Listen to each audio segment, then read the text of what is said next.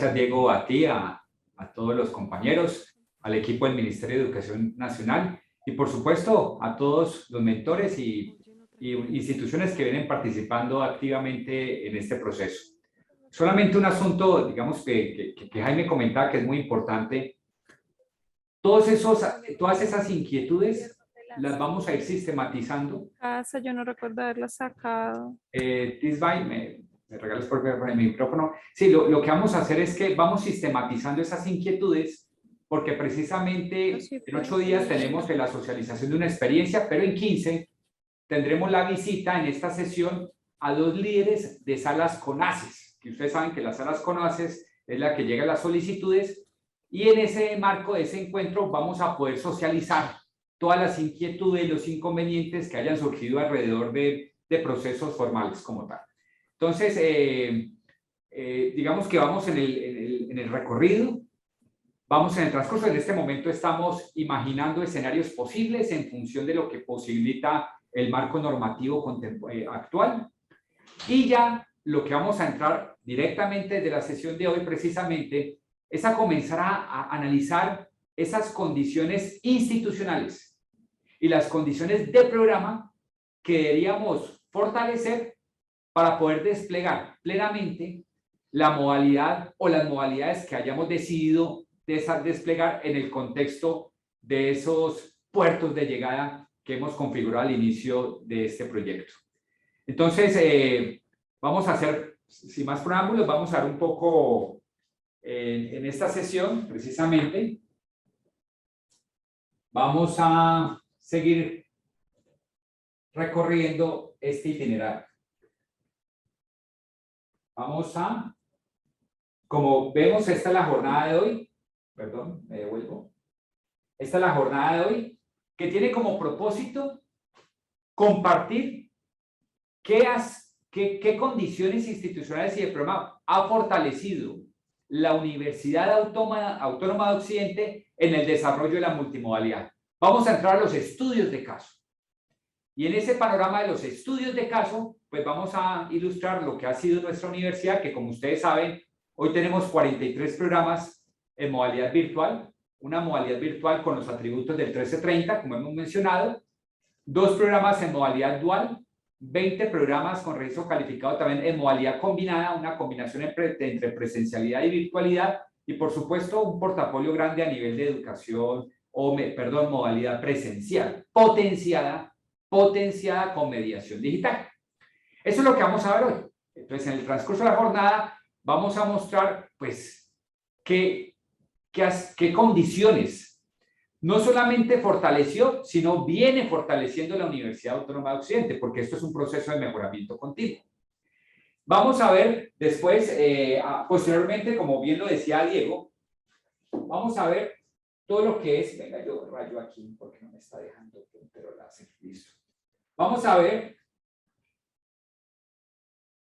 todo lo que ha sido las lecciones aprendidas del área andina la próxima semana, donde hablaremos de agilidad institucional. Bien lo mencionaba Diego, es una institución que se ha destacado, digamos, especialmente en los últimos años a nivel de innovación, ha tenido reconocimientos y sería muy interesante conocer cuáles han sido esos aprendizajes, esas lecciones aprendidas alrededor de lo que llamamos agilidad institucional, porque ustedes saben que la toma de decisión aquí es un aspecto importante.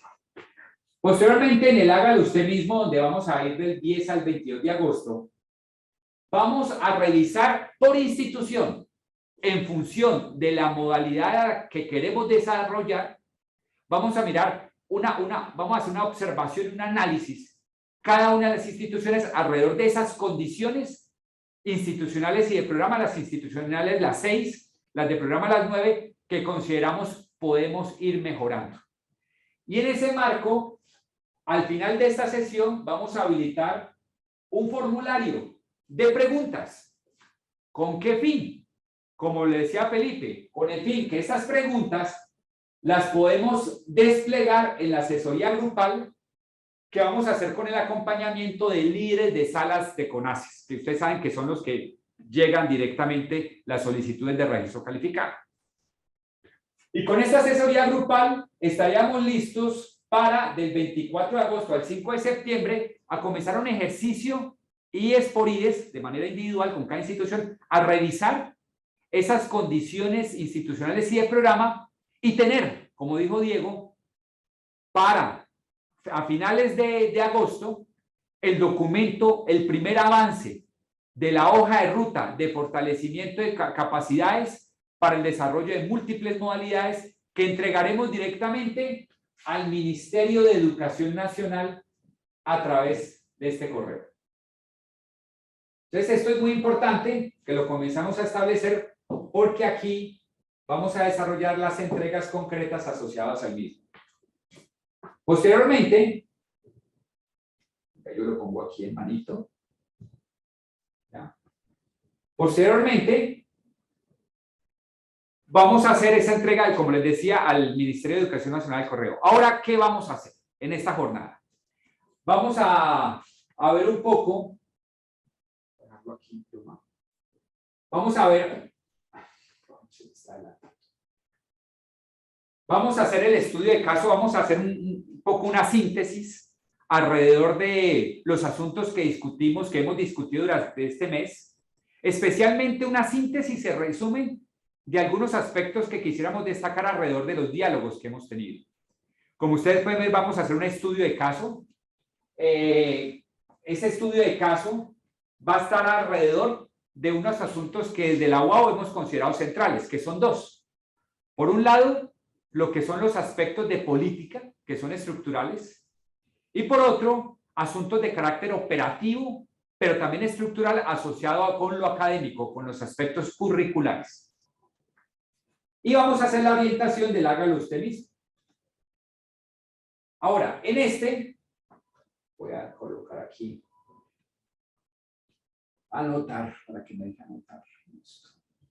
Venga, yo coloco aquí, dibujo, listo. Dibujo.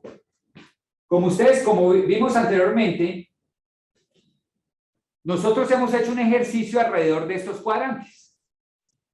Un aspecto fundamental en la definición de una modalidad tiene que ver con este primer aspecto que estamos viendo, que tiene que ver con la coherencia de la modalidad con los resultados de aprendizaje. ¿A qué se refiere de manera específica? Y nos referimos que cuando construimos un plan de estudios o definimos una modalidad, es muy importante primero establecer cuáles son los resultados de aprendizaje que se esperan de ese programa. Recuerden que en el marco de la nueva política pública, concretamente las condiciones institucionales, en lo que llamamos organización de la estructura organizacional y académica, hay un elemento muy importante que hace mención a los resultados de aprendizaje. Todo programa define unos resultados de aprendizaje que es lo que permite evidenciar y medir las competencias que promete desarrollar el programa en el contexto de su perfil de egreso. Esos resultados de aprendizaje que son medibles, que se espera conforme a la normativa, que usted las vaya midiendo y observando en el proceso formativo para que mejore de manera continua su programa a nivel curricular, es el eje fundamental para determinar qué modalidad va a desarrollar.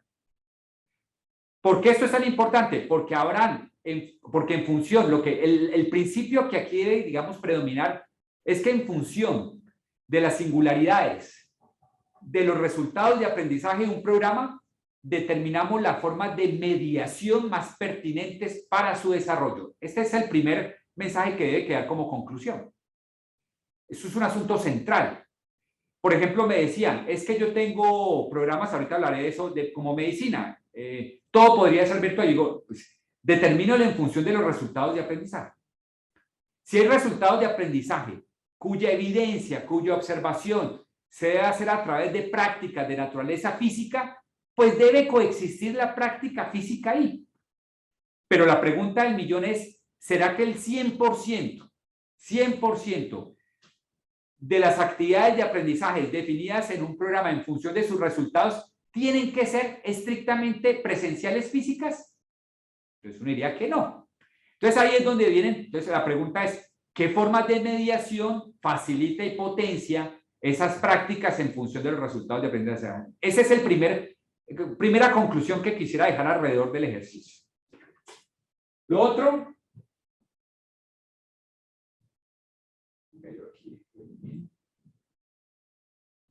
que es importante establecer son las prácticas, como mencionábamos ahora. Esas prácticas, hay que pensar que es bastante polémico. Hay que tener en cuenta que las prácticas se pueden hacer de manera física o digital. ¿Por qué? Porque lo que estamos viendo es que en el contexto laboral contemporáneo coexisten prácticas laborales en escenarios que se hacen de manera física, organizacionales, empresariales, etcétera, pero también existen prácticas laborales que se hacen en entornos de naturaleza digital. Todo dependerá, reitero, de los resultados de aprendizaje. Pero en el caso de la medicina, estamos hablando de un asunto muy importante. Y es que la medicina, hoy también coexiste la medicina que se hace de manera física, pero también coexiste la medicina que se hace a nivel de mediación digital, como la telemedicina. Hay que tener en cuenta, queridos compañeros, y algunos lo entiendo porque algunos se me han acercado y me han dicho, Germán, la Facultad de Medicina dice que necesariamente tiene que hacer prácticas de naturaleza presencial física. Yo digo, bueno, habría que determinar cuáles de ellas tienen que ser así, pero ojo, recuerden que estamos formando los ciudadanos del mañana, no los de hoy. Si bien hoy las prácticas de medicina pasan en gran parte por escenarios de naturaleza física, también es muy importante entender que hoy emergen propuestas basadas en telemedicina, en realidad aumentada aplicada a la medicina, donde un doctor manipula un equipo digital y el equipo de manera física está manipulando un objeto o un organismo concreto. Pero también la nanomedicina. Entonces, hay que tener cuidado y es no enmarcarnos en prácticas contemporáneas porque finalmente debemos dimensionar que nuestras propuestas formativas no son para los ciudadanos de hoy, sino son los ciudadanos de mañana. Y ahí es muy importante que las universidades tengamos una mirada prospectiva a nivel de los programas, atendiendo a demandas que comienzan a emerger, derivadas, por supuesto, de transformaciones sociales y culturales a nivel global. Esto es muy importante, porque las prácticas, y otro asunto que quería mencionar, ahorita lo vamos a ver, es que las prácticas, finalmente nuestros estudiantes no son virtuales, por ejemplo, una modalidad virtual, no son virtuales, son personas de carne y hueso. Entonces, en la modalidad virtual, tenemos que pensar que los escenarios de práctica son los mismos contextos de actuación de los estudiantes, donde habitan. Lo que tenemos que esmerarnos es construir experiencias de aprendizaje pensadas para que el estudiante implemente una serie de conocimientos, habilidades y valores o los despliegue en contextos concretos en donde vive y habita esos estudiantes. Lo mismo sería, por supuesto, para la modalidad de distancia. Otro aprendizaje importante es las tipologías de mediación, ¿sí? Lo que hemos visto, y esto lo voy a anotar porque es muy importante, es que las asignaturas o las tipologías de asignatura tienen atributos que pueden estar navegando en diferentes cuadrantes. Entonces, lo que hemos encontrado es que pueden haber asignaturas que inician con encuentros en comunidad de manera sincrónica, pero tienen actividades de estudio independiente de manera asincrónica. Lo que podemos decir es que esta es una tipología de curso que navega por dos cuadrantes. Entonces, las tipologías de cursos nos facilitan el ejercicio de buscar en función de las asignaturas y su tipo, formas de navegación diversas, flexibles por diferentes cuadrantes. O yo podría tener asignaturas, por ejemplo, que son sincrónicas digitales, que navegan, voy a ponerlo en otro color, que navegan en actividades de estudio independiente, pero también se desarrolla el estudio independiente de manera flexible a través de laboratorios remotos. Entonces yo digo que esta es una asignatura que navega Y ahí tenemos dos tipologías de curso.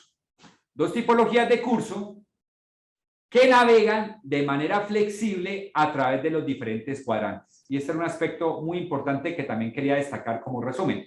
Y vamos escalando. Hay acentos, en función de la modalidad, yo determino acentos, sí. Pero en función de las tipologías de curso, las tipologías pueden tener atributos que nos permiten navegar por varios cuadrantes.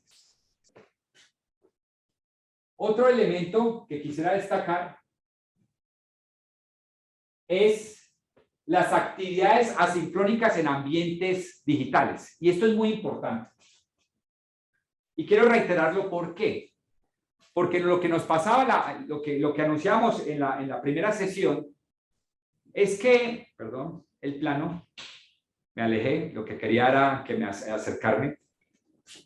Cuando yo estoy buscando, por ejemplo, el problema de la mediación digital en entornos sincrónicos como este, es que nosotros en la pandemia pasamos de prácticas o didácticas pensadas en ambientes de naturaleza física, muros y cemento, las pasamos, copiamos y pegamos a entornos de naturaleza digital. Si bien existe un acervo muy importante alrededor de lo que es la didáctica para educación de estudio independiente, es decir, la educación a distancia, de metodología virtual, existe un acervo muy importante a nivel didáctico. Existía poco, para no generalizar, existía poco acervo cultural asociado a las didácticas propias en entornos de naturaleza digital sincrónicos como este. Entonces el problema no es la mediación digital. El problema es que los aprendizajes son menores. No. El asunto polémico es que existía poco acervo cultural asociado a cómo realizar prácticas didácticas propias en aulas de naturaleza sincrónica y digital. Un acervo que hoy, como nación, estamos construyendo. De ahí que se puede hacer con calidad. Y de ahí que, a través de pedagogías activas y colaborativas, podemos, por supuesto, hacer experiencias de aprendizaje que nos conduzcan a los resultados que todos esperamos en el marco de un perfil de egreso del programa. Este era otro elemento que quería destacar. Otro tiene que ver con las combinaciones. Las combinaciones pueden ser o mixtas. Cuando hablamos de combinaciones mixtas, me refiero a que es por secuencialidad, es decir, pueden haber cursos cuyo módulo, por ejemplo, un módulo, los 3 primeros módulos son virtuales y otro módulo es físico, presencial físico. O sea, puede haber un ejercicio modular alrededor de la mistura. Miren que la mistura es diferente a lo híbrido, porque la mistura es una integración, una combinación por secuencialidad.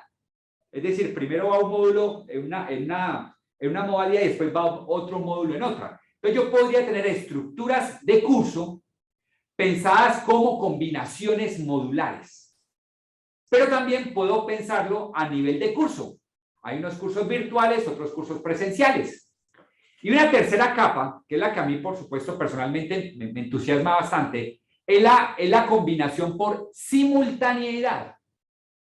Y la simultaneidad lo que nos permite y nos posibilita es desplegar varias modalidades fluidas, sin fronteras, dentro de las experiencias, directamente en las experiencias de aprendizaje, donde yo he hablado de manera concreta que la modalidad combinada de la universidad combina por simultaneidad los encuentros sincrónicos en comunidad que se pueden hacer o de manera física o de manera digital. Otro elemento importante a destacar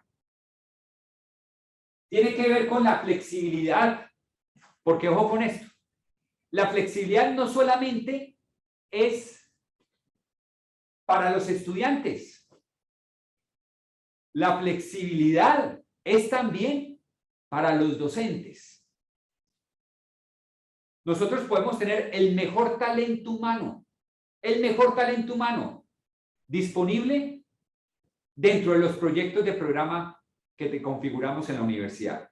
Independiente de dónde estén distribuidos. Por ejemplo, hoy tenemos en nuestros programas, algunos virtuales, otros combinados, profesores en Australia, profesores en Estados Unidos, profesores en México, profesores en España.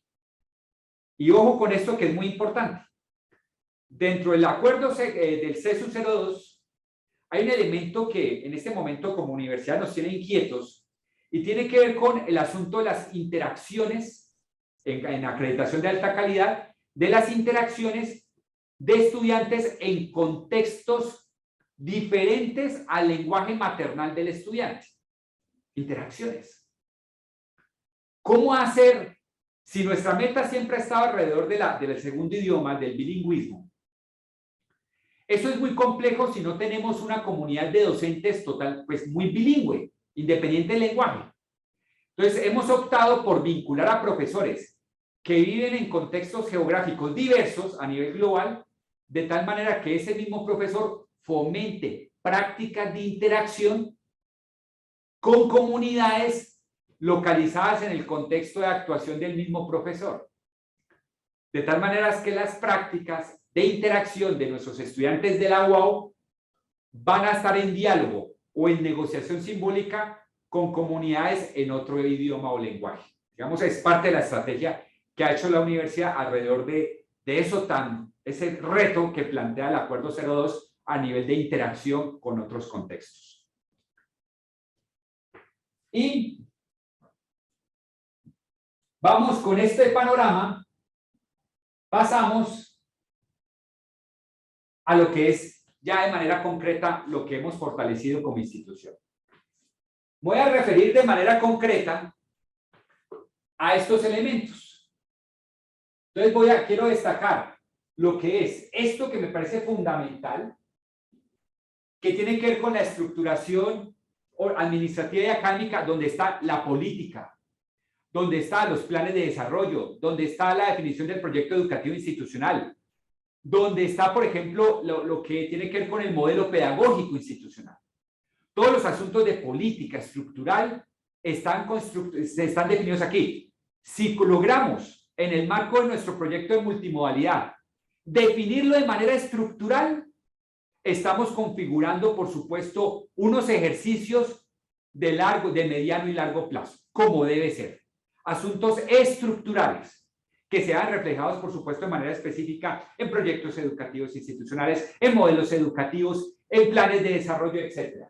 Y voy a referir también de manera particular a los aspectos curriculares que tuvimos que transformar no solamente en el marco de la multimodalidad, sino también en el marco de los resultados de aprendizaje que todos nos vimos abocados, algunos habían avanzado en eso, otros no, a partir del decreto 1330. Y desde luego mencionar asuntos como los retos de digitalización y automatización, especialmente en la modalidad virtual, y todo lo que tiene que ver con el desarrollo de profesores, que son asuntos, por supuesto, que me han preguntado mucho en el marco de las reuniones. Hay que tener en cuenta, queridos amigos, si ustedes tienen ya de referencia este documento, que a veces limitamos la reflexión alrededor de la modalidad, por ejemplo, virtual, a un asunto de infraestructura. Y claro, o medios educativos. Y claro, que es un LMS. Claro, es una variable, una condición que hay que tener en cuenta dentro de las 15 que ya existen. Y ojo, cada una de ellas, por ejemplo, no más para hablar de la condición institucional, esa que acabamos de hablar, de organización, de lo que tiene que ver académico, la organización académico-administrativa. Miren toda la complejidad que tiene. Modelo, principios pedagógicos, principios asociados al proyecto educativo institucional, plan de desarrollo, modelos operativos, resultados de aprendizaje. Imagínense todas las complejidades que tiene cada punto. No más para hablar de aspectos curriculares. Tiene 5 variables. Todo que es el componente formativo. El componente formativo a su vez con 3 subvariables. Lo que tiene que ver con el plan de estudios, resultados de aprendizaje, perfil de egreso. Otro componente, el pedagógico, el segundo. Las formas de interacción, la interacción con el entorno. 4, la fundamentación epistemológica y conceptual. Y 5, la evaluación. no más para hablar de una condición que llama aspectos curriculares. Entonces lo que vamos a encontrar, el ejercicio que vamos a comenzar a desplegar en el marco del proyecto, es revisar todo esto, es que es grande. Y cada variable tiene impactos que hay que analizar muy bien en el contexto de nuestra institución. Por eso me voy a referir a dos. Esos aspectos estructurales que me parecen muy fundamentales en cualquier ejercicio de multimodalidad. Y dos, los aspectos curriculares que por supuesto hay que revisar muy bien, no solamente por la modalidad, sino también por todo lo que emerge derivado del 1330. Entonces, me voy a referir a ellos dos en concreto.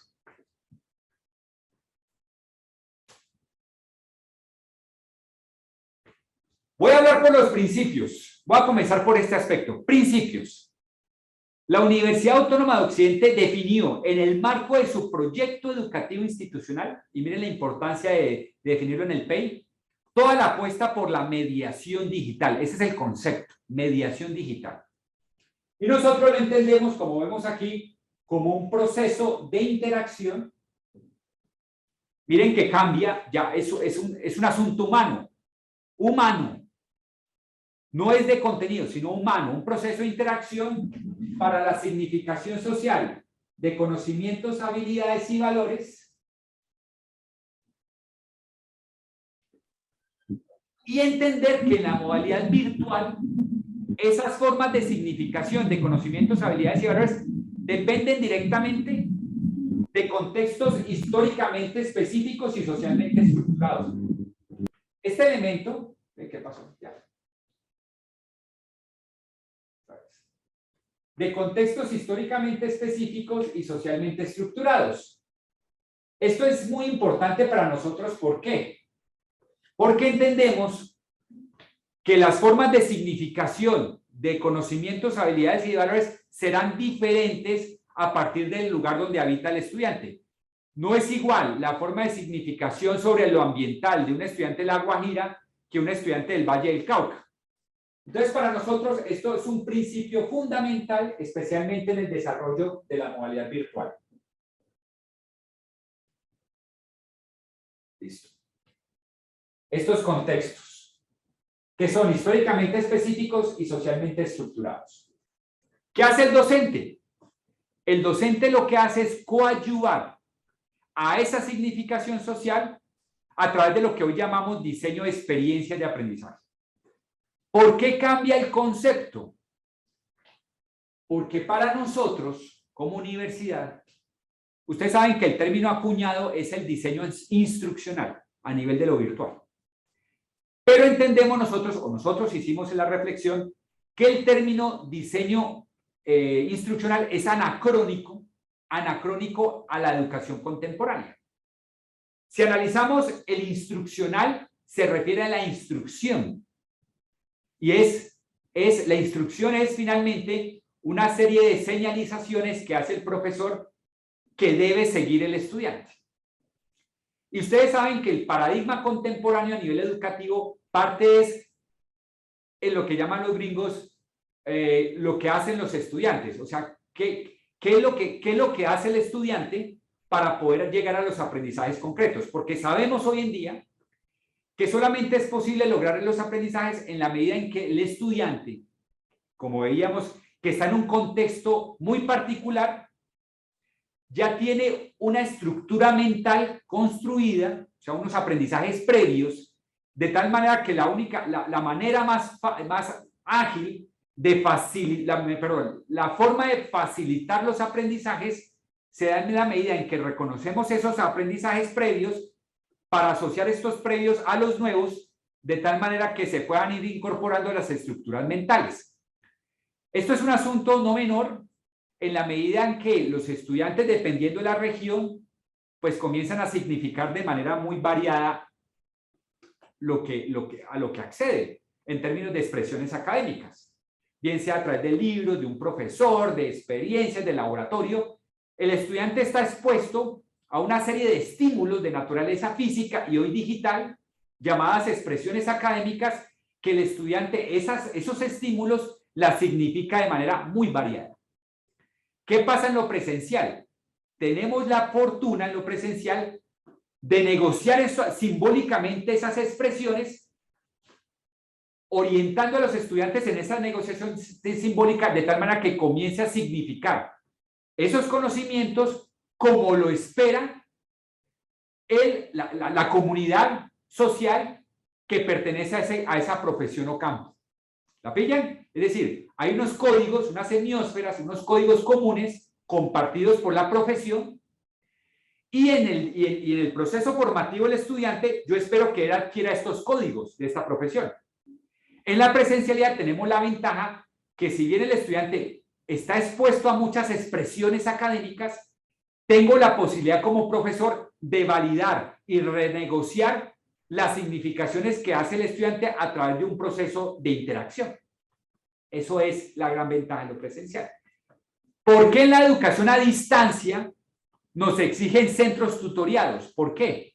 Porque es necesario, porque como mandamos en la educación a distancia, enviamos y mandamos empaquetados los conocimientos, habilidades y valores para que el estudiante los contemple, o sea, desde su hogar, no sabemos qué significaciones está construyendo ese estudiante alrededor de esos materiales, no sabemos. Y por eso lo que se busca con los centros tutoriales es que la persona, el tutor, valide que las formas de significación que está construyendo el estudiante alrededor de esos materiales realmente corresponde a los códigos esperados por parte de la profesión. Es un proceso de negociación asincrónica que valida y legitima, por supuesto, las significaciones, para no hablar de los aprendizajes de los estudiantes. ¿Qué pasa con la modalidad virtual? En la modalidad virtual, como es un escenario social, yo lo que hago como profesor a través de interacciones de naturaleza digital es negociar simbólicamente los significados que está construyendo el estudiante, considerando que ese estudiante está en contextos sociales e históricos y sociales muy diversos. Miren la diferencia de reto. El presencial tiene a los de, por ejemplo, a los de Cali construyendo significaciones alrededor de Cali.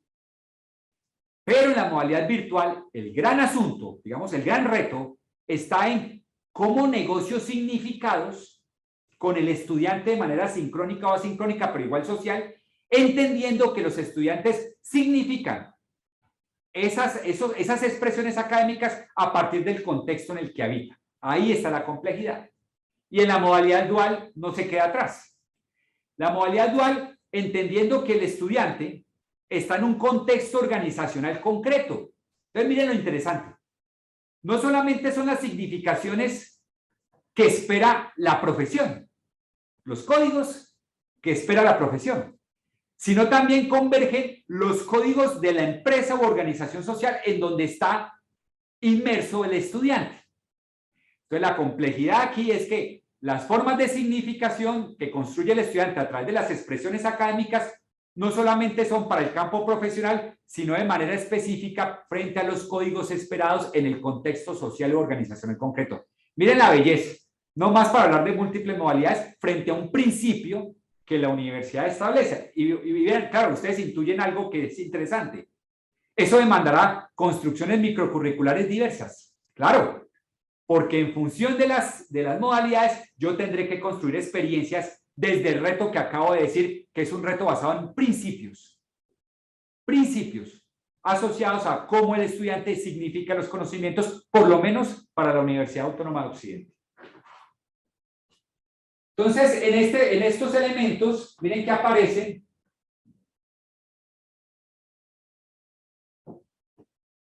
Se me fue aquí.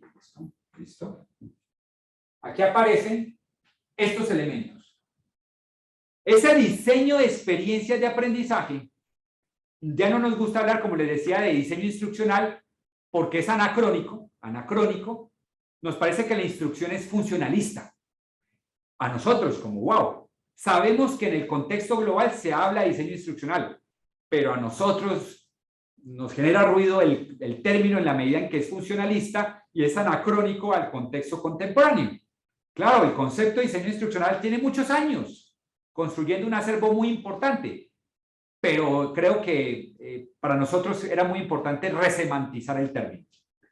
Y aquí aparecen unos conceptos que ustedes saben que son muy importantes, Y están asociados, una anotación, listo, que tiene que ver con el reto en lo digital. Nosotros planteamos que ese diseño de experiencias de aprendizaje debe considerar, por ejemplo, el profesor debe hacer querer. Hacer querer. Y esto es clave para nosotros porque se trata de las vinculaciones afectivas, que debe construir el profesor alrededor de una experiencia de aprendizaje, afectivas. Este hacer querer por parte de la experiencia de aprendizaje no solamente es afectivo, sino de carácter narrativo. Y ahorita lo van a ver, porque lo que hemos buscado como universidad es que los estudiantes sientan, queden, como llama el término, empeliculados a través de su propio proyecto formativo. Se trata de cursos donde el protagonista es el estudiante, son historias. Los cursos son narraciones, son historias, donde el protagonista es el estudiante y el narrador es el profesor. Y lo que hacemos es todo un despliegue en términos de una propuesta narrativa del curso, donde convertimos el resultado de aprendizaje en un nudo narrativo, de tal manera que el estudiante se vea vinculado cognitivamente y activamente alrededor de el desarrollo del propio curso. Esto es una apuesta, por supuesto, que no es menor, ustedes lo van a ver reflejado ahorita a nivel operativo, pero es parte del principio que también ha definido la universidad. Miren los principios como van en este momento. Interacción. Reconocimiento de la práctica en los contextos propios en los que habita o vive el estudiante. O sea, que el estudiante habita y tiene formas de significación basadas en contextos históricamente específicos y socialmente estructurados. Segundo principio. Tercero, pedagogías activas y colaborativas. Y cuarto principio en la modalidad virtual tiene que ver con una apuesta de vinculación afectiva y cognitiva del estudiante a través de apuestas de carácter narrativo, que es lo que otros llamarán como estrategias de storytelling y gamificación. Entonces, este hacer querer para nosotros es fundamental, pero no solamente es este hacer querer, sino también el hacer deber, que tiene que ver con esos aspectos, y está el hacer poder, y lo que les decía, el poder está asociado con las habilidades, y estas habilidades se desarrollan en prácticas, y esas prácticas usamos los mismos contextos de actuación de los estudiantes para su desarrollo. Y el corazón de este ejercicio está en lo que llamamos, voy a resaltarlo en otro color, en lo que llamamos las actividades de aprendizaje. Y ahorita vamos a ver cómo esto tiene que ser reflejado en un modelo pedagógico basado en el alineamiento constructivo. Y esas actividades, y ojo, esto es central también, son las que definen los recursos y los ambientes. Los recursos y los ambientes necesarios para su desarrollo. Cuando pensamos en un juego como la lleva, el ambiente de despliegue de la actividad, pues debe ser un parque, no es el salón de clase. El asunto de los salones, de los ambientes de clase es muy importante, porque en función de las singularidades de las actividades de aprendizaje, determinamos qué tipo de ambiente o escenario educativo es el más pertinente para su desarrollo. Y esto pone en cuestionamiento, por ejemplo, el concepto de salones de clase, dispuestos siempre para la magistralidad. ¿Cómo los transformo? ¿Cómo creo ambientes palimpsesto que se transformen y se configuren en función de las singularidades de las actividades de aprendizaje? Eso es un reto en términos de infraestructura para todos, Entonces, aquí el dilema es, en función de la actividad, yo determino qué tipo de ambientes se deben definir para el desarrollo de la actividad y los recursos. Y cuando hablamos de recursos, ahí se nos referimos que es audiovisual, que es escrito, que es sonoro, que es multimedia, lo que sea. Los recursos, por ejemplo, el PowerPoint es un recurso. El videoproyector es un recurso. Pero acostumbrémonos, por lo menos la UAU ha hecho como práctica, es que diferencia. Una cosa son los recursos de apoyo al desarrollo de las actividades de aprendizaje y otro asunto son los ambientes educativos donde se despliega la actividad. Y deben ser trabajados como categorías diferentes. Todo el acervo cultural y la investigación, por ejemplo, la innovación de la universidad ha estado centrado a reflexionar alrededor de los ambientes educativos, diferente a otra arista que son los recursos. Y aquí, vamos por acá, lo que vamos a decir es que lo digital, como pueden ver, lo que hace es apoyar, facilitar y potenciar a través de mediaciones digitales ese proceso de interacción. Aquí miren que el acento no está en la tecnología. La tecnología facilita, apoya y potencia las formas de interacción. Esto en términos de principios. A este principio llegó la UAB. Y este principio se ve reflejado en asuntos de desarrollo estratégico, es decir, plan de desarrollo.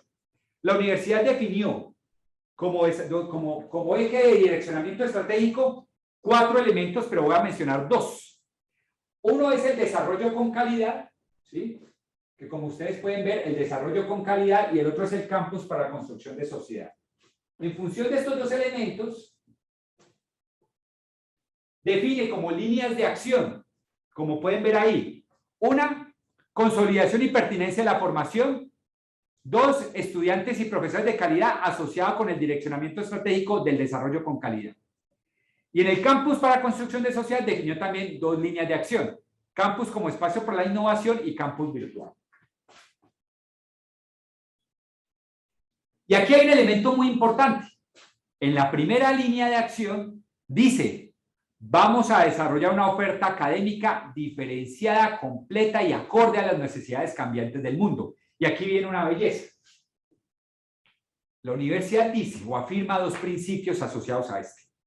Primero, la universidad dice o afirma 3 variables.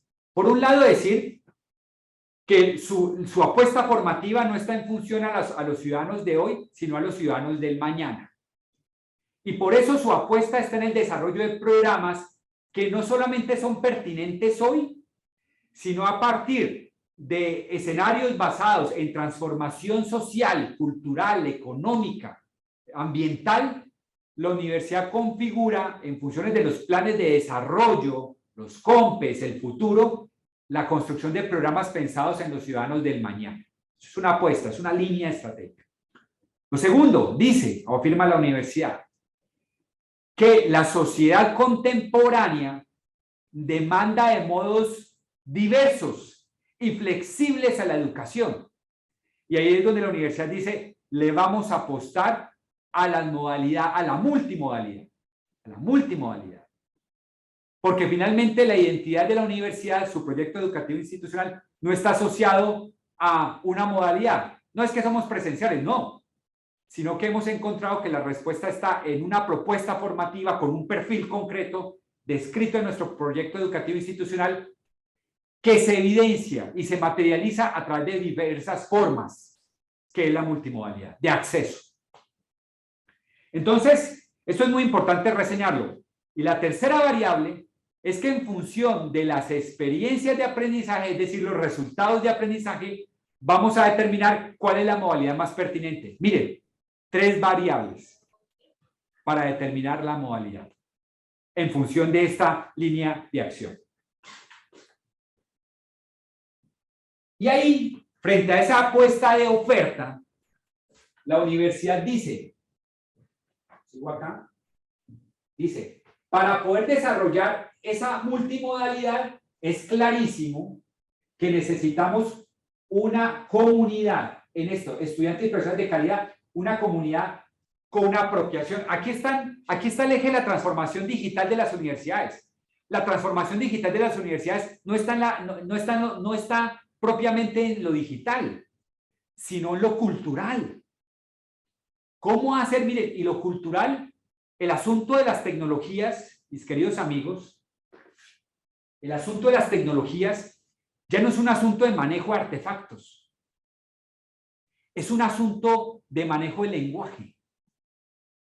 Por ejemplo, ¿cuántos de nosotros manejamos la modalidad, por ejemplo, cuántos de nosotros manejamos Word, o cuántas personas manejan Word que no saben reescribir. Imagínense la profundidad de esa afirmación.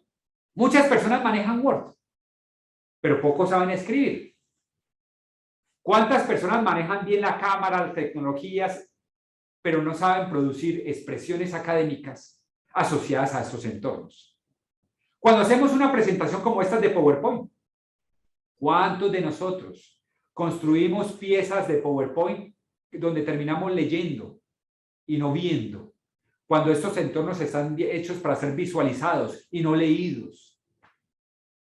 El asunto, de queridos amigos, de transformación digital pasa más que por la tecnología, por un asunto de manejo del lenguaje. Y como ustedes saben, el lenguaje es la matriz de la cultura. La transformación, de transformación digital de las universidades es un asunto cultural.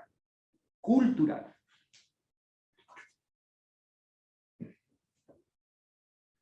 Y aquí, finalmente, como ustedes pueden ver en la línea de acción, nosotros todo esto, el desarrollo de multimodalidad, lo tenemos expresado, como ven ahí, en política curricular. Es estructural el asunto. Y lo tenemos en resoluciones. ¿Por qué es importante esto de política? Porque nos lleva a todos a trabajar en el mismo sentido. Y desde luego que hay un campus digital que permite que esta comunidad, posibilita los ambientes educativos digitales para que esta comunidad pueda desplegar la multimodalidad. Amigos, si la comunidad, trabajando activamente, todos como comunidad, personal académico-administrativo, todos trabajando juntos alrededor de este propósito, es muy complejo hacerlo. Yo he visto a nivel organizacional que hay dependencias pequeñas, periféricas, trabajando como de manera escéptica alrededor de estos asuntos de la mediación digital. Mi recomendación personal es importante que la mediación digital sea un ejercicio institucional, que todos los integrantes a nivel académico-administrativo se estén trabajando en función de ello. De otra forma, el escalamiento no va a ser el deseado en términos de agilidad institucional, que es lo de 8 días. Entonces, estos son los elementos que están descritos en nuestro direccionamiento estratégico. Y esto después se ve reflejado en esto que van a ver. Entonces, nosotros tenemos referentes a nivel macro, que son los que están viendo, referentes que ustedes conocen también muy bien, a nivel de el decreto 1330, el acuerdo 02 del CESU, ¿cierto? Las resoluciones reglamentarias que ustedes conocen, que es la que estamos abordando, pero también a través de referentes internacionales como los que estamos viendo ahí visualizados en la pantalla. Igualmente, a nivel meso o contextual, no curricular, contextual, lo que estamos diciendo, nosotros hemos configurado, y este es el corazón del ejercicio, por eso lo voy a resaltar en rojo, es que le apostamos ya a una multimodalidad con resolución descrita. Todo el concepto de mediación digital. Tenemos lo que es la política general sobre el uso de TIC, la política curricular con la apuesta a la multimodalidad. Y finalmente en lo micro, tenemos todo lo que son las definiciones específicas. Cómo concebimos la modalidad virtual, cómo concebimos la modalidad combinada, cuáles son nuestras apuestas, todo lo que tiene que ver con mediación digital. Las tipologías de curso están por resolución para poder configurar las modalidades. Modelo operativo, que es importante, la docencia en virtualidad, la metodología del diseño de experiencias educativas digitales, fundamental, y la mediación digital como tal. Y todo esto, por supuesto, para el corazón del ejercicio, que era lo que veíamos recientemente, y tiene que ver con las modalidades que le apuesta a la universidad, que son 4, y saber que para el desarrollo de esta multimodalidad, miren hacia la parte inferior, es todos los esquemas de apropiación cultural y un campus digital que favorezca las formas de interacción definidas en las modalidades que se naturalizan en la medida en que tenemos una estrategia de apropiación cultural. Ya hablaré de eso porque nosotros pasamos de la capacitación a las propuestas de apropiación cultural que tienen metodologías diferentes. Y frente a este escenario, lo que la universidad hizo,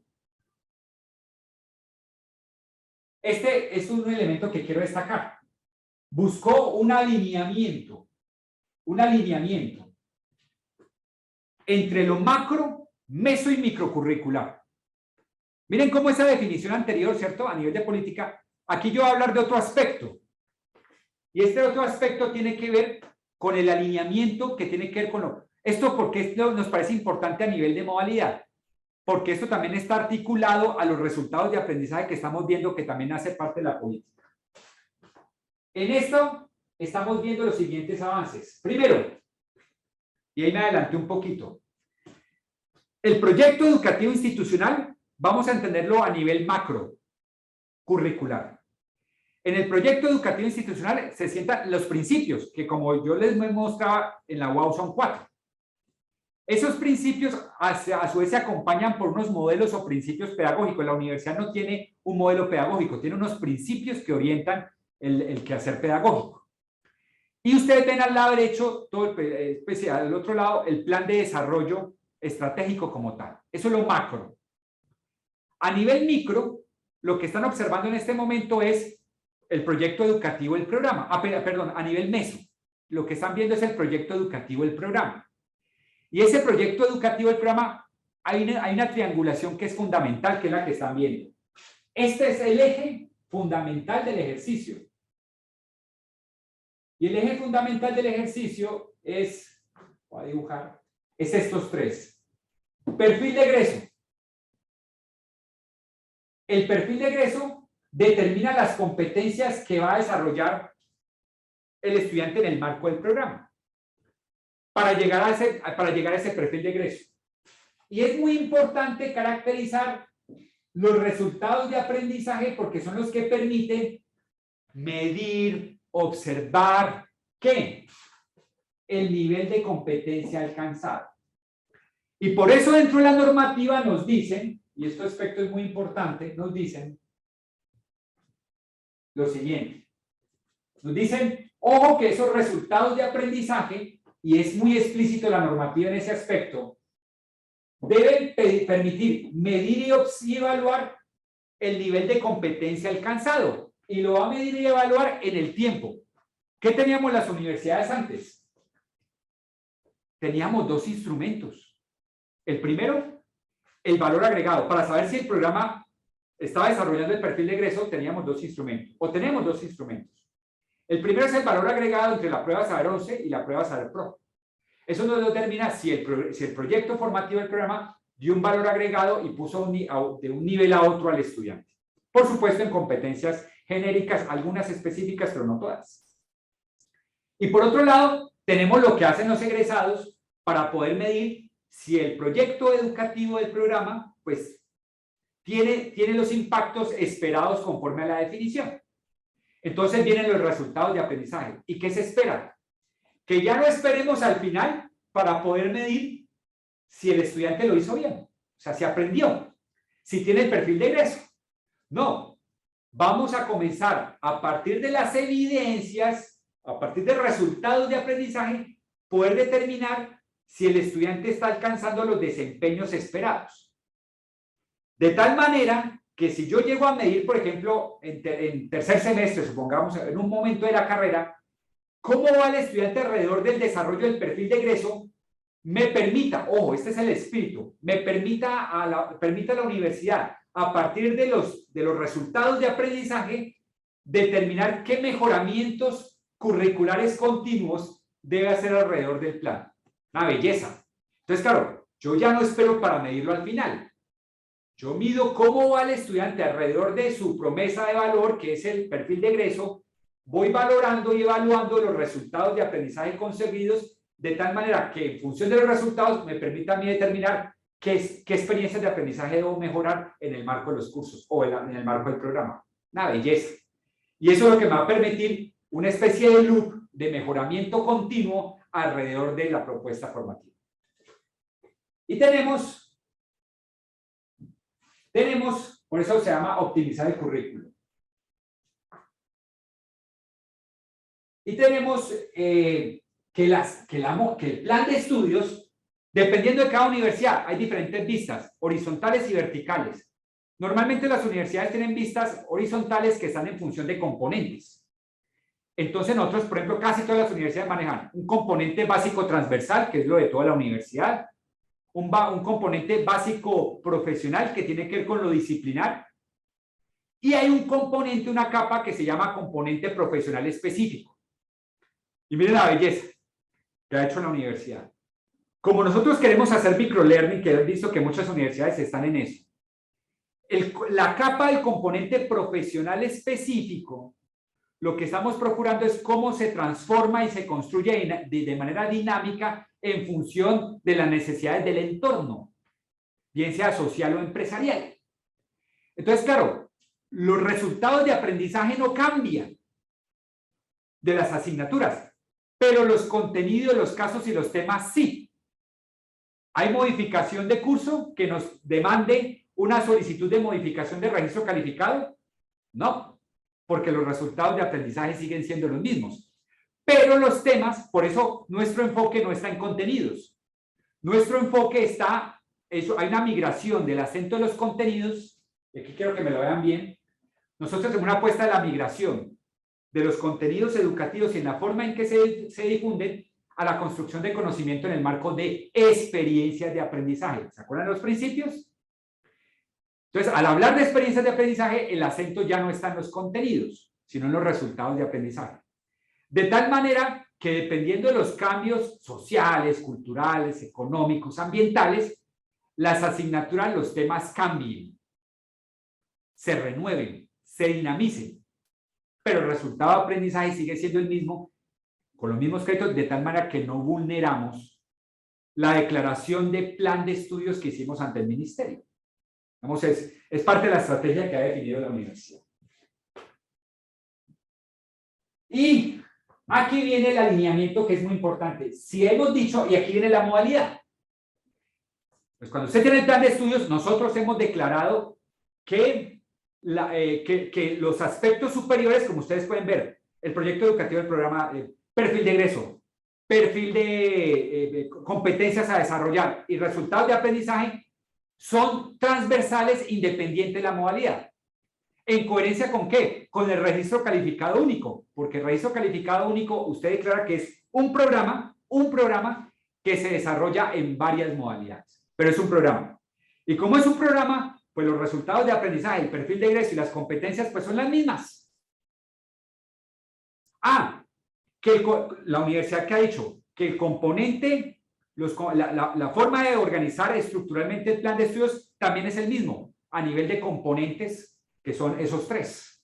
Las vistas también hay personas que tienen vistas verticales, que he conocido, perfecto, porque esas vistas verticales después le permite hacer núcleos integradores o proyectos que permitan medir los resultados de aprendizaje que ya va a exigir el Estado colombiano alrededor de los registros calificados. Pero la modalidad aquí puede ser, por ejemplo, nosotros, y lo declara directamente las condiciones institucionales. ¿Cuál es el desarrollo de su programa?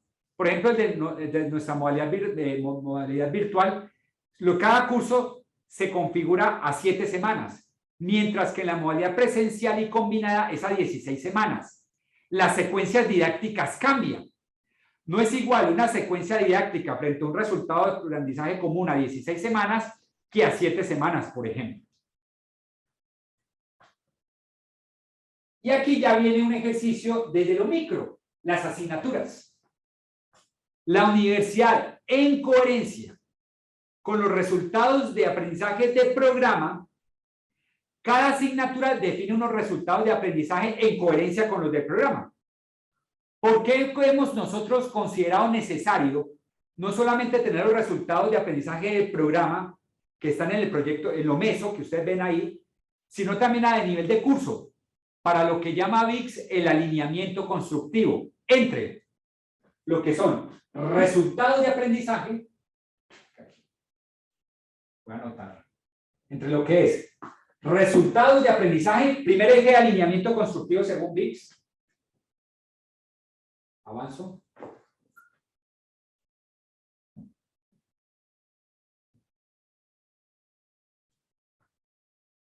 que se declaran esos resultados de aprendizaje, ustedes saben, dependiendo de la taxonomía de aprendizaje que le apuesta la universidad. Algunos le apuestan a la de VIX, que es la taxonomía solo, ¿cierto?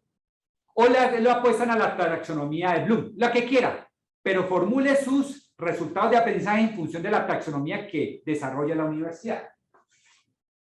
Después de este elemento, viene esto, tipología, lo que me preguntan algunos. La universidad tiene tipología académica de cursos, pero también tiene tipologías de mediación, que es lo que aparece aquí. Y son esas tipologías de mediación las que ustedes han visto que hemos configurado a través de los cuadrantes. Entonces nosotros tenemos esta. Miren lo bonito. Yo tengo lo meso. Lo macro ya definido, proyecto educativo institucional, meso, proyecto educativo de programa, con el perfil de egreso, resultados de aprendizaje y, perdón, competencias y resultados de aprendizaje. Y en lo micro, ya pasamos a lo micro. Miren, por eso les decía que la apuesta del trabajo duro a nivel de modalidad está en lo micro, no está en lo meso ni en lo macro, para nosotros como universidad. Puede ser que en su universidad sea otro asunto. Yo estoy contando el caso de la Universidad Autónoma. En lo micro, nosotros cogemos el resultado de aprendizaje en función de la taxonomía solo y definimos en función de los resultados qué tipología es la más pertinente. Miren que las tipologías, por eso les decía, las tipologías dependen de los resultados de aprendizaje. ¿Se acuerdan en medicina? Habrá actividades que demandan que sea una y no otra. Entonces, lo que hacemos nosotros es que, en función del resultado de aprendizaje, definimos si es tipo, si es teórico, teórico-práctico o práctico. Y si la asignatura a nivel de mediación es presencial, presencial virtual, virtual asincrónica o virtual autogestionada. Miren la belleza. Esto es alineamiento, queridos amigos. Esto es alineamiento. Son los resultados de aprendizaje los que determinan el tipo de asignatura a nivel académico y a nivel de mediación. No inverso. Si queremos tener una modalidad combinada plena, por supuesto. Y lo que vamos a decir aquí...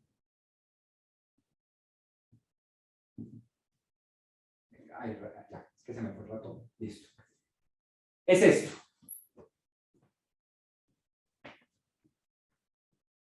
Miren esta belleza. Una vez definimos el tipo de asignatura, vienen los créditos académicos. Y es en función de los créditos académicos que determinamos las actividades. Y aquí viene el otro elemento constructivo de VIX, que es pasar la coherencia entre resultados de aprendizaje y el entrenamiento que va a tener el estudiante. En pocas palabras, dígame, usted que sabe, así como declara los resultados de aprendizaje, exprese qué va a ser capaz de hacer el estudiante. ¿Qué va a ser capaz de pensar? ¿Qué va a ser capaz de reflexionar? Dígame que el resultado. Y después una vez definido el resultado, dígame cómo lo va a entrenar para que llegue a ese resultado. Dígame cómo lo va a entrenar. Para ponerlo en términos prácticos, ¿no? Pero realmente es cómo lo va a formar a través de experiencias de aprendizaje, que nosotros pensamos en actividades. Entonces, miren que la organización de las actividades sí se hace por los temas, pero no es el eje. El eje es la actividad. Y una vez tenemos la actividad, determinamos en ella, organizamos las actividades. Acá hay una organización de actividades de aprendizaje. Nosotros tomamos como referente todo el trabajo de Diane Laurillard, ¿cierto? En el contexto de Inglaterra. Está, digamos, sí, está en Inglaterra. Y nosotros hemos organizado también las actividades en función de los encuentros, acompañamientos y estudio independiente. Pero organizamos las actividades, es una especie de portafolio de actividades que siempre se definen en función del resultado de aprendizaje que se define en el curso. Y después de esto, definimos esas actividades, cómo se van desplegando en encuentros en comunidad, acompañamientos y estudio independiente. Y son las actividades y sus acciones, las que determinan, como ven aquí, lo que decía en los principios, determinan qué tipo de recursos y qué tipo de ambientes, voy a habilitar los ambientes, qué tipo de ambientes son los más pertinentes para su desarrollo, en función de las actividades que organizamos en encuentros, acompañamientos, y hay algunos que lo organizan en términos de el durante, el antes y el después. En lo virtual, el antes y el después es muy fluido, porque sí hay encuentros en comunidad, pero finalmente el eje está en el trabajo de la interacción asincrónica como tal. Y esto es lo que llamamos nosotros el alineamiento. Y falta un elemento muy importante en la configuración de los cursos. Y es, siempre en función de los créditos académicos, la evaluación, y aquí está el alineamiento de VIX. Falta este. Estos son los tres ejes, esta triangulación fundamental. Resultados de aprendizaje, qué actividades y evaluaciones de carácter formativo y sumativo que va a establecer en función de los resultados. De los resultados. A veces hacemos actividades evaluativas que nada tienen que ver con los resultados. Trabaje siempre en función en los resultados. El alineamiento constructivo. ¿Sí? Es una apuesta, por supuesto, que se armoniza en función de lo que declara el 1330, de lo que declaran las modalidades, de las tipologías de curso que hemos venido desarrollando en el contexto de este proyecto.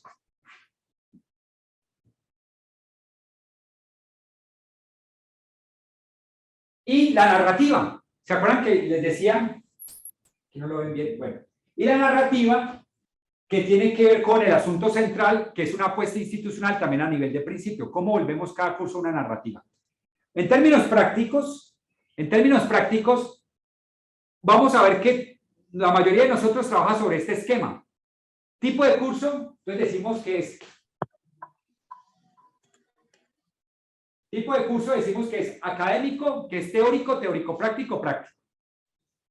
Decimos que las horas normalmente son horas donde decimos que por cada encuentro con el estudiante, que por cada hora de encuentro con el estudiante, 2 son de estudio independiente, o sea, establecemos una relación 1-2, que es lo que nos pide el punto 4, ¿no?, de las condiciones de programa. Y ahí decimos que de ese trabajo del estudiante, de 48 horas de trabajo del estudiante, ¿cuántas son de acompañamiento directo con el profesor? Que son estas 16, que es la relación 1-2. Por eso ustedes ven en la parte superior, encuentros en comunidad 16 horas y estudio independiente 32. Esto es con lo que trabajamos casi todas las universidades. Con las innovaciones curriculares que hemos hecho, que mencionaba anteriormente, el ejercicio en la virtualidad no es 1-2. Y miren lo que hemos hecho tan interesante. Tipología de curso, bien, hay que considerarla. Teórica, teórica, práctica y práctica. Pero tenemos, ¿se acuerdan la tipología de mediación? Pueden haber en nuestro esquema asignaturas teóricas que están enfocadas en términos de mediación a los encuentros en comunidad. Entonces son presenciales virtuales. Pero pueden haber asignaturas teóricas que pueden ser, cuyo eje es virtual asincrónico, porque como es teórica, pero están basadas en proyectos, lo importante es el acompañamiento que hace el profesor a las realizaciones del estudiante. O pueden haber teóricas virtuales autogestionadas porque se trata de unos códigos tan generales, tan sociales, tan comunes, que uno podría construir una serie de conocimientos a partir de comunidades de aprendizaje donde no hay una participación activa del profesor, pero sí hay una participación activa de la comunidad de estudiantes alrededor del desarrollo de los mismos. Y lo mismo y viceversa con todo lo demás. Entonces miren que hay una relación directa, pueden ser, pero dependiendo de la combinación de estas variables, se determina si el acento está en el encuentro, en el acompañamiento del estudio independiente. Esto nos tomó un tiempo, pero estamos muy entusiasmados frente al resultado. Y otra declaración que está en nuestro PEI, que es la que aparece. No es lo mismo el acompañamiento de un profesor a un estudiante en los primeros semestres que en los últimos. El principio de aprendizaje es, ¿se acuerdan cuando hablamos de los códigos? Un estudiante de primer semestre tiene 0 códigos, o se espera, es preestructural en términos de bits, a nivel de los códigos propios de un campo profesional. Los comienza a desarrollar. Por eso ustedes ven que hay mucha reserva de universidades de alto nivel alrededor de lo que es educación basada en contenidos. Porque como no se pueden validar las formas de significación de esos contenidos, entonces lo que buscan estas universidades dicen es, venga, ¿cómo lograr que esos estudiantes comiencen a adquirir los códigos propios de conocimiento? ¿Por qué las propuestas de capacitación a nivel autogestionado basado en contenidos es tan popular a nivel de posgrado. ¿Por qué? Porque el estudiante ya tiene los códigos. Cuando usted, por ejemplo, lee un documento, ustedes, que son todos nosotros que somos profesionales, al leer el documento, ¡prum!, ese documento se asocia con nuestras estructuras mentales, aprendizajes previos y lo potenciamos. Decimos, uy, qué machera, y aprendimos. Claro, nosotros tenemos los códigos alrededor de la educación superior. Los tenemos, pero el estudiante que apenas se está formando a nivel profesional no tiene los códigos básicos. Entonces, por eso decimos nosotros en nuestro PEI que es diferente un estudiante, o sea, las necesidades de acompañamiento de negociación simbólica directo con un profesor es diferente de primero a tercero que en últimos semestres. Entonces, la relación no puede ser 1-2, tiene que cambiar. Y aquí es donde asociamos estas tres variables para determinar el trabajo del profesor. Miren la belleza. Que puede oscilar, como dicen aquí, puede oscilar el trabajo del profesor de acompañamiento. En acentos en comunidad puede estar en 16 a 12, 12 a 10 en términos de acompañamiento o de 4 a nivel autogestionado. Y esto se ve reflejado ya después en otra resolución que tenemos, que es el trabajo académico del profesor con el estudiante dependiendo de la actividad a desarrollar. Si son encuentros en comunidad, si son acompañamientos o si es esto independiente.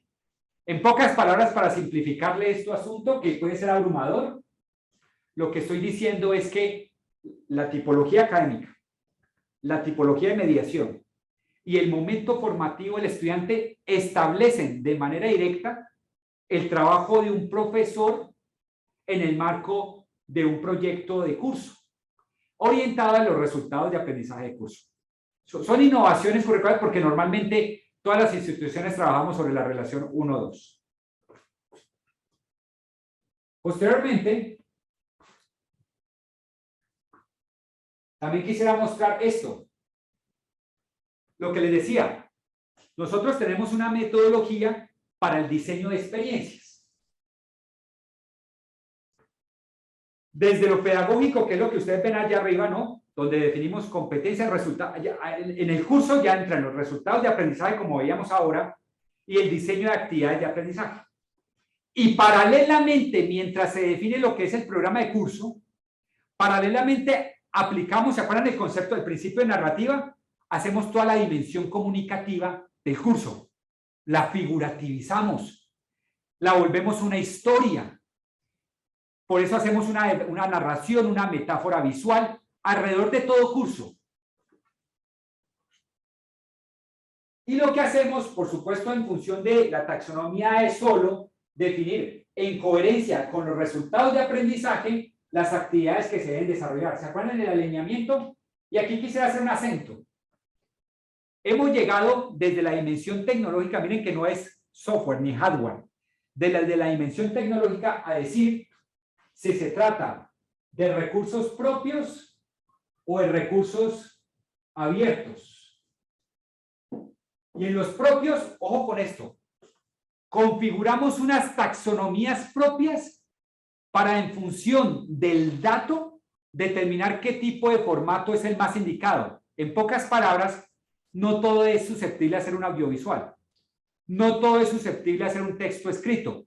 No todo es susceptible a ser sonoro, sino que en función de la naturaleza de la data, de la actividad de aprendizaje, determinamos qué tipo de formato es el más indicado a desarrollar. Y una vez definido el formato, aplicamos unos principios de carácter cognitivo para establecer, es decir, el asunto de las lógicas de producción no pasa por la construcción simbólica a nivel estético, sino que pasa a través de la consideración de unos principios de carácter cognitivo que nos indican cómo el ser humano procesa estímulos de naturaleza física y digital, y en función de ello construimos el recurso. Una belleza. Y posteriormente determinamos, como pueden ver aquí,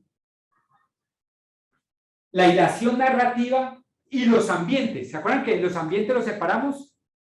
Hacemos la hilación narrativa de cada uno de los componentes del curso y después lo que hacemos es configurar o cuáles son los ambientes donde se deberían desplegar, que pueden ser sincrónicos, asincrónicos, lo que se sea, dependiendo de las singularidades de la actividad. Y hacemos un plan de interacciones y hacemos, por supuesto, un énfasis en el reconocimiento de las matrices culturales, que es el que nos lleva a reconocer los contextos de actuación donde están todos los estudiantes. Esto que ustedes ven a nivel metodológico, teórico, es lo que llamamos diseño de experiencias, pero a nivel operativo, que es lo que quiero mostrar, a nivel operativo, miren esta belleza. Comienzan a activarse equipos de planeación a nivel institucional. Comienzan a activarse las unidades académicas. Comienza a activarse todo un equipo de desarrollo curricular, garantizando el alineamiento macro, meso y micro que veíamos ahora. Comienza a activarse todo un equipo de producción, de diseño de experiencias, donde hace lo comunicativo, el diseño de metáfora, la figurativización. Después viene todo lo que es el diseño de los cursos, de las actividades de aprendizaje, con sus recursos, con sus ambientes, y finalmente todos los procesos de curaduría, de implementación en los ambientes, que pueden ser sincrónicos o asincrónicos, y los procesos de curaduría. Volvemos a algo teórico, que es una metodología en un esquema de producción industrial. Entonces, armonizamos, que en la academia es muy complejo, armonizamos lo que tiene que ver con asuntos académicos, que es el alineamiento que ustedes veían, con los procesos operativos, administrativos que la deben viabilizar. Toda aspiración y todo sueño que nosotros tengamos, queridos amigos, todo sueño debe ser pensado de manera operativa. No basta con que declaremos un deseable. La pregunta del millón va a ser, ¿cómo lo vamos a operar? ¿Cómo lo vamos a desplegar a nivel operativo? Miren nomás un sueño, una aspiración a nivel de un concepto tan, digamos, simbólico como es diseño de experiencias de aprendizaje. Nos demandó pensar procesos y procedimientos, modelo de costos. Los modelos de costos son fundamentales. Si usted aspira con una modalidad combinada, puede soñar con la modalidad combinada, pero después le toca pensar es qué costos tiene esa modalidad, qué va a implicar. Nos demandó a nosotros un ejercicio de un año, caracterizando costos a nivel de diseño, de licenciamiento, de gestión de profesores, de infraestructura, de equipos de apoyo, etcétera, etcétera, etcétera. Determinar los márgenes. Toda aspiración, todo sueño debe materializarse. Miren nomás un sueño como es una metodología innovadora de diseño de experiencias de aprendizaje, tenía que verse en un esquema de flujos de trabajo. Cada curso es un proyecto y se maneja como proyecto. Se le otorgan recursos, se definen unos alcances y comienza un plan de trabajo donde intervienen muchos equipos. Nosotros hemos cuantificado, por ejemplo, para el desarrollo de un solo programa, más de 300 personas participando alrededor del mismo. Es un ejercicio colectivo. Y como ejercicio colectivo se debe armonizar.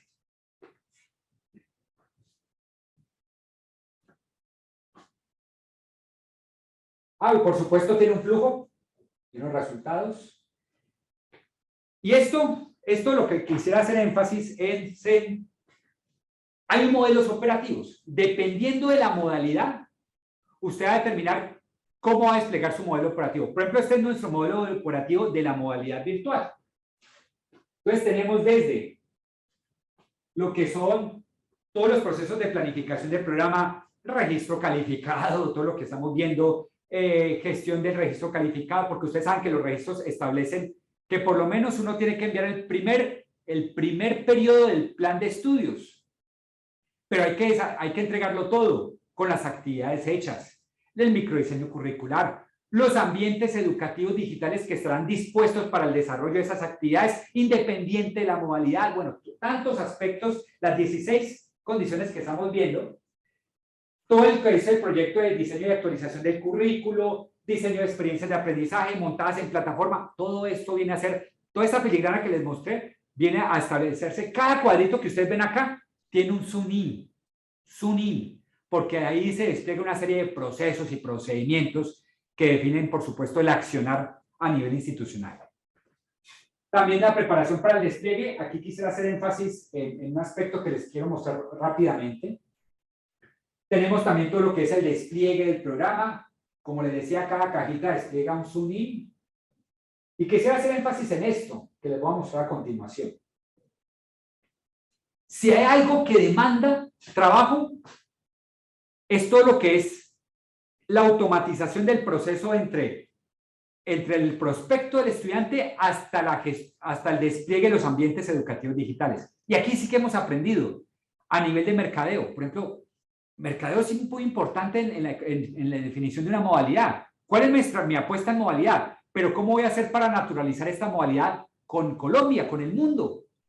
Entonces viene todo lo que son las estrategias. Una cosa es informar y otra cosa es la comunicación. Comunicación e información no son lo mismo. Cada estrategia se despliega diferente. Por un lado la información y por otro lado estrategias de comunicación. Estrategias ATL, TTL, BTL. Es una propuesta de mercadeo 360 que busca no solamente lo que llamamos nosotros la naturalización de un producto académico, por supuesto, a lo que se llama el performance, y el performance tiene que ver ya con la vinculación. Esto ha sido, para resumirles el asunto, un proceso de aprendizaje muy amplio, porque aquí hay cambios en la forma en que hacíamos, por ejemplo, mercadeo. El mercadeo de nosotros estaba pensado ¿para qué? Para estudiantes de colegio. Pero hoy el mercadeo de las instituciones de educación superior pasa para el aprendizaje para toda la vida. ¿Cómo hacer un mercadeo para toda la vida?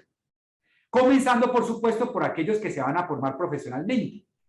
Pero ¿cómo establecer rutas, membresías? Bueno, aquí hay diversidad y formas que comienzan a emerger, que van desde lo orgánico hasta lo pago, que es el SEM y el CIO. Todo lo que es el proceso de leads, ¿cierto? Generación de datos, los dashboards. Esto es un escenario nuevo para nosotros, toda la generación de dashboards. Y es tener en una sola gráfica, en una sola visual, toda la actividad del estudiante alrededor de los procesos de vinculación. De dónde vienen, quiénes son, qué hacen. Y en función de esa data, tomar decisiones a nivel de mercadeo de información. Todo lo que es el tratamiento de información, toda la que son los procesos. Miren que aquí voy a hacer énfasis en estos elementos. Todo lo que es la generación de estrategias de comunicación y mercadeo. Los leads, que es la información que nos dejan. La inscripción, que debe obedecer, por supuesto, a principios de Aves Data.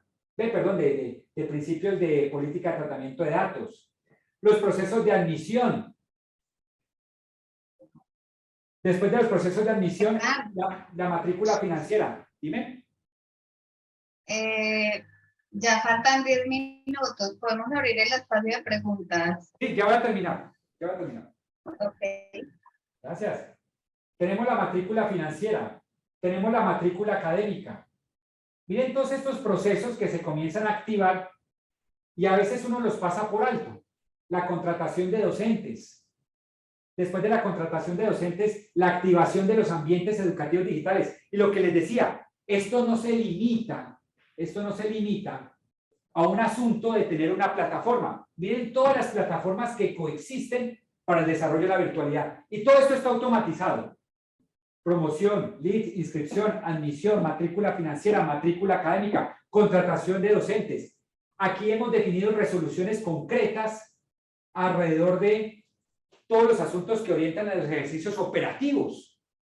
La activación de los ambientes que después nos permiten hacer todo el ejercicio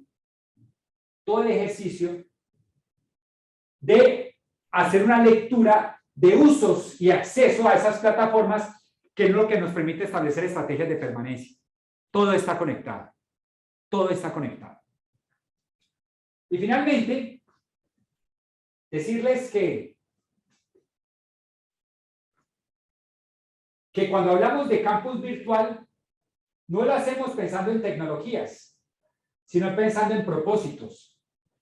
Los encuentros en comunidad,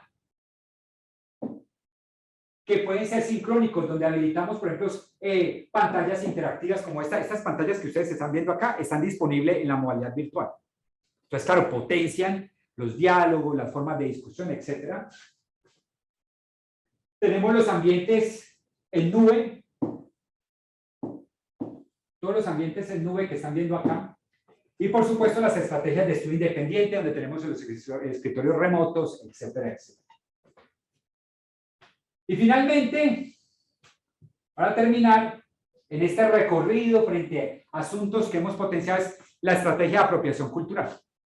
Y para simplificarles un poco esta lectura, es que nosotros queremos que como proceso cultural pase una conversión de conocimientos a prácticas, prácticas en hábitos, hábitos en costumbres, costumbres en realidad, para ahí sí hablar de apropiación cultural. En términos prácticos, ¿cómo se lee?